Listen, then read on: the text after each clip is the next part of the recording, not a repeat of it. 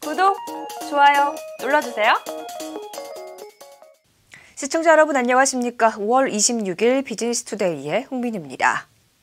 현대자동차가 26일 중형 SUV 더 뉴 산타페의 외장 티저 이미지를 공개했습니다.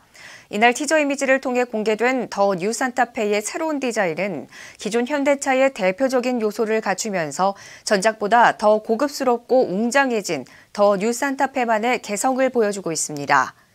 더 뉴 산타페는 2018년 2월 출시한 4세대 산타페의 페이스리프트 모델로 6월 중 디지털 언박싱 행사를 통해 출시될 예정입니다. 현대차 관계자는 국내 대표 중형 SUV 산타페가 혁신적인 변화를 통해 더 뉴 산타페로 재탄생했다며 앞으로 더 뉴 산타페가 패밀리 SUV 시장에서 트렌드를 주도해 나갈 것이라고 밝혔습니다. 환경부와 SK이노베이션이 환경기술 소셜벤처 및 사회적 경제기업을 발굴하는 환경 분야 소셜 비즈니스 발굴 공모전을 다음 달 10일까지 실시합니다.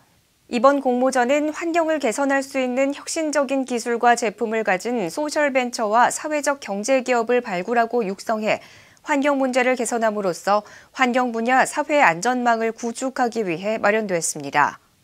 공모 대상은 환경 문제를 해결할 기술과 제품, 서비스 등을 가지고 있거나 사업화 가능한 사업 아이템이 있는 성장 단계의 소셜벤처 및 사회적 경제기업입니다. SK이노베이션 임수길 홍보실장은 SK이노베이션 계열 사업회사의 밸류체인과 연결시켜 발굴 기업들의 사회적 가치와 경제적 가치를 키워나갈 것이라고 말했습니다. 이마트는 친환경 소비를 장려하는 그린 장보기 행사를 연다고 밝혔습니다. 그린 장보기 행사는 이마트와 환경부, 한국환경산업기술원이 친환경 소비 촉진을 촉진하기 위해 마련한 행사로 오는 28일부터 6월 17일까지 3주간 진행됩니다. 이마트는 이 기간 동안 신선식품과 가공식품, 생활용품 등을 그린카드로 구매하면 에코머니 포인트를 5배 적립해줍니다. 이마트 관계자는 소비자에게 친환경 제품을 알리고 제품 사용을 독려하기 위해 행사를 마련했다며 친환경 매장 도입에 앞장서겠다고 말했습니다. NHN페이코가 미리 택배 예약과 운송비 결제를 지원하는 페이코 택배 예약 서비스를 오픈했습니다. 페이코 택배 예약 서비스는 택배 키오스크가 설치된 전국 GS25 편의점을 통해 이용할 수 있습니다. NHN페이코는 중고거래 활성화와 개인 인플루언서의 판매 등에 따른 배송 니즈가 높아지면서 편의점 택배 이용도 함께 증가함에 따라 택배 예약 서비스를 준비하게 됐다고 설명했습니다. 오리온이 프로농구단 고양 오리온을 통해 일산 백병원에 의료 취약계층 하나를 후원하고 초코파이 5,000개를 전달했습니다. 이번 후원 비용은 고양 오리온 홈 경기 현장에서 판매하는 티켓과 상품 판매 수익금으로 마련됐습니다. 오리온은 지난 25일 일산 백병원에 1,270만 원을 뇌종양 치료 후 후유증을 앓고 있는 화나에게 전달했습니다. 오리온 관계자는 지역사회를 위한 다양한 활동을 꾸준히 전개해 나가고 있다며 기업의 사회적 책임을 다하기 위해 공익활동을 펼치겠다고 말했습니다. 하이트진로가 내놓은 가정용 와인 네이처사운드 쉬라즈가 판매 50만 병을 돌파했습니다. 이 제품은 하이트진로가 제조사 손클락 와이너리와 협업해 들여온 와인으로 판매 100일 만에 10만 병 팔렸고 지난해에만 26만 병이 팔렸습니다. 네이처사운드 쉬라즈를 제조하는 손클락 와이너리는 150년간 6대에 걸쳐 가족 경영으로 이어온 호주 대표 와이너리입니다. 하이트진로 관계자는 홈술, 혼술 트렌드가 확산하면서 고품질 가성비 와인 수요가 늘고 있다고 설명했습니다.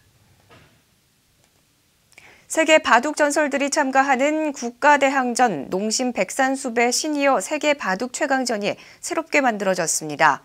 백산수배 시니어 대회는 한국과 중국, 일본의 만 50세 이상 시니어 기사가 4명씩 팀을 이뤄 연승전으로 승부를 가리는 단체전입니다.